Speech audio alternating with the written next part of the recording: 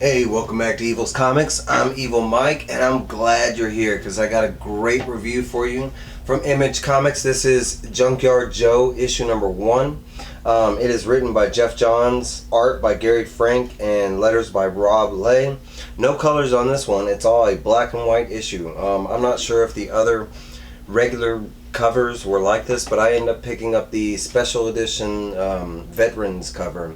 I thought it was really dope. I didn't know that the whole book was going to be black and white. I was kind of surprised there, but this guy likes black and white, so I'm not bothered by it.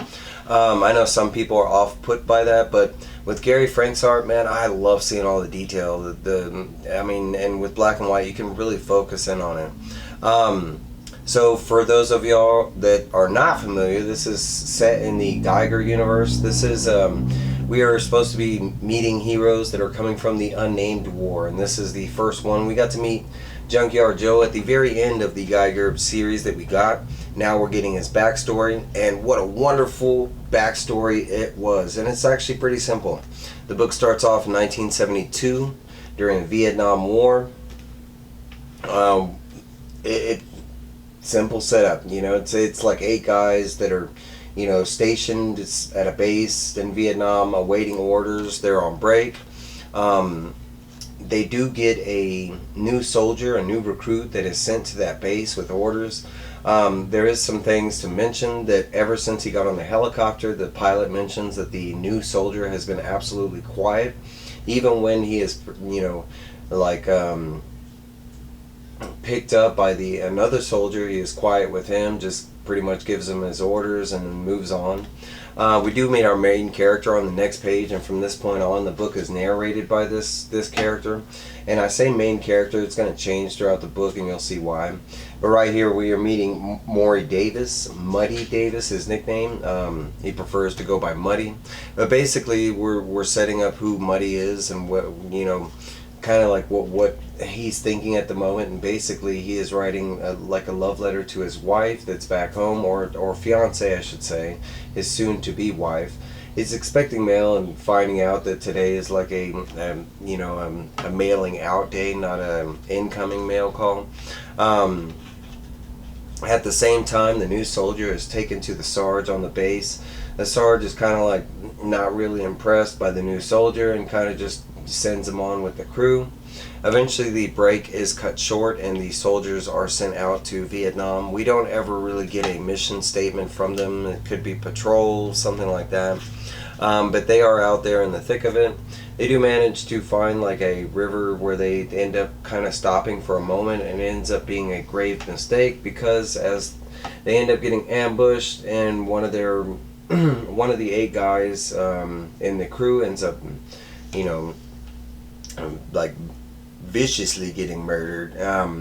But basically at this time, this is the first time where we see the new soldier actually do something. He kind of cranks his head and we hear kind of like let's imagine motors winding up, something like that. But basically the new soldier fires one shot and ends up killing the would-be assassin that was hiding in the forest. Right after that, out of the woods, and all the other soldiers are kind of amazed. Like right here, there's another soldier that asked there, did you see that? And right after that, a kamikaze soldier comes out of the forest running at the soldiers. They are told to take off running because the Sarge instantly sees that is a enemy soldier that's trying to suicide bomb them. Our new soldier takes off running towards that enemy. Excuse me one second.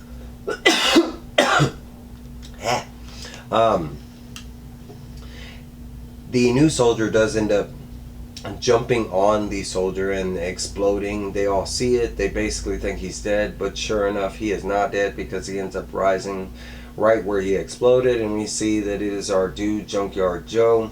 He was basically wearing skin. All the soldiers are pretty weirded out about it. They start asking if they knew about it, especially with the Sarge. None of them does. Some of our guys are kind of weirded out by Junkyard Joe just because he is a machine. They don't trust him, kind of thing. That comes up first. But the Sarge and maybe a couple other people were like, hey bro, did you see what he just did? You know, you don't want him on our side. And that's pretty much how they stick with Junkyard Joe.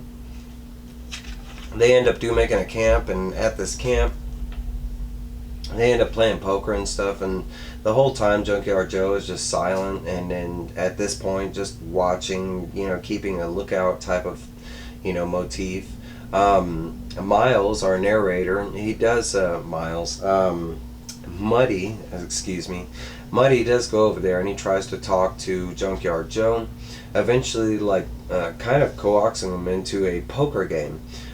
Junkyard Joe does actually partake in the poker game, and incidentally he beats the pants off of everybody. There's even some jokes going on about, like, you know, what does a robot need with candy bars and cigarettes? There's even a guy pleading, like, you know, please don't destroy the cigarettes. That's like the one good thing they have out here in Vietnam. But basically at this time the book kind of, like, we see quickly that the group of soldiers kind of, you know, they come to like Junkyard Joe. They each, it kind of like, you know, panel by panel shows them that they're each telling them what they want to go back for, you know, why they want to make it out of the war and not die. You know, expectations of what they're going to do with the money that they've earned while they're at war and stuff like that. But they all start, like, you know, one by one, they all start confiding in Joe and trusting him and seeing him as a friend, as much calling him so. We get to a certain point and they come to this ox. One of the soldiers ends up, like, because the ox is just standing there, he ends up trying to get the ox out of the way, and he notices as he gets close to the ox right here that the ox is tied with a whole bunch of bombs. And, you know, just like you think, it was a big trap. That's about all the guy can say before they all blow up. Basically at this point there's like 3 guys that die instantly due to the bomb. And sure enough, in the woods around them is a massive ambush. It was just an all-over trap. In this situation, you know, basically Muddy is the only one that ends up surviving besides Joe. Joe does get toppled over by a tree, but you do see he knocks over the tree and kind of gets into action. He ends up just massacring all the people that are trying to ambush him.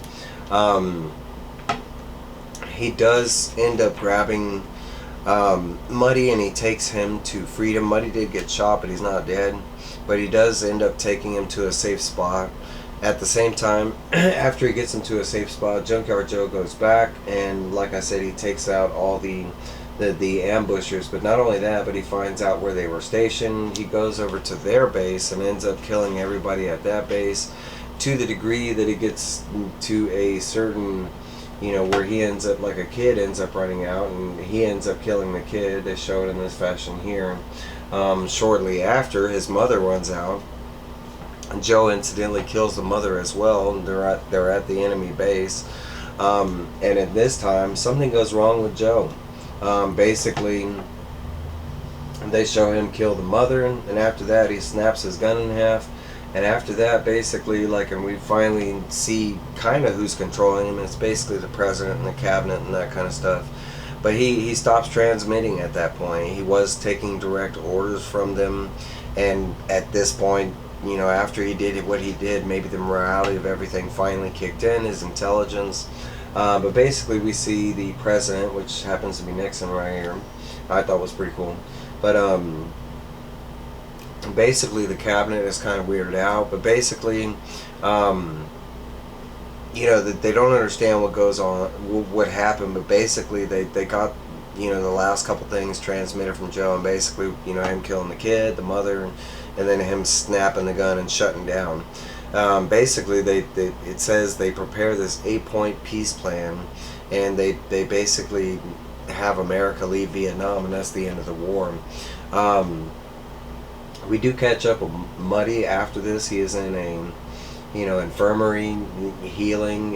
You know, it is said that his whole, you know, platoon or whatever is gone. It's just him that's left. There is no mention of a Junkyard Joe, and the president and everybody just mentions that he kind of disappeared.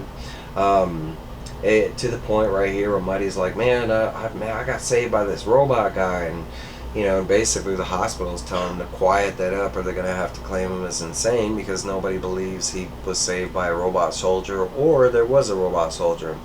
But the very last page we do get like that he was drawing some cartoons, and they're the same looking cartoons that we've seen from the Geiger, you know, I think it was the Geiger miniseries, the 80-page one-shot they did. I think so, or it might have been like the last issue of Geiger or something like that when he was fighting Junkyard Joe, but we did see that there was a comic book based on Junkyard Joe.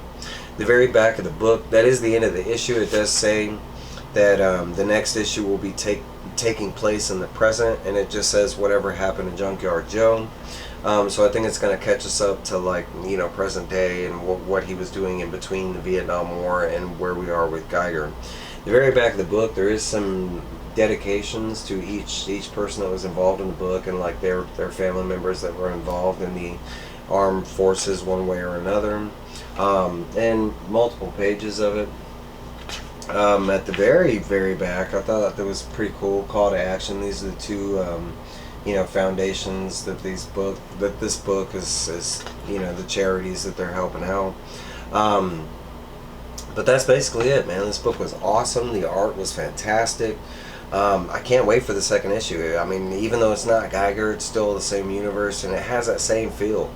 So I can't wait to see, you know, how they're going to speed things up when we're going to get to present day. But for a first issue, it was fantastic and very much worth the wait, I'd have to say. That is my review. Please like, comment, subscribe. That helps this guy very much. Tell your friends about Evil, you know, I don't know, but that's basically all I got for you. Let me know down below if you read this book, what you thought. Why, if you passed it up, why'd you pass it up?